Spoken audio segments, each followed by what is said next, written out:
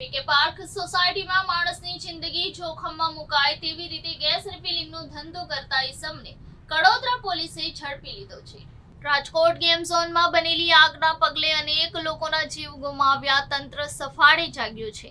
તેમાં કડોદરા પોલીસે માણસની જિંદગી જોખમમાં મુકાય તેવી રીતે ધંધો કરતા ઈસમ સામે ગુનો નોંધી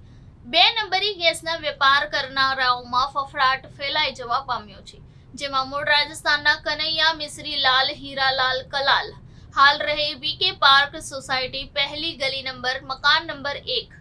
નાઓની ધરપકડ કરી પૂછપરછ કરતા મળેલ રાંધણ ગેસના બાટલા અંગે તેની પાસે કોઈ આધાર પુરાવો કે બિલ ન હોય અને આ રાંધણ ગેસના મોટા બાટલા ગેરકાયદેસર રીતે ખરીદી કરી તેના ગેસ નાના 4 કિલોના પ્રાઇમસ વાળા બાટલામાં કોઈ પણ પ્રકારના આધાર કે પરવાના વગર ભરી આપી આમ પબ્લિકને વજન ઉપર વેચાણ કરતા હોવાની કબૂલાત કરેલ છે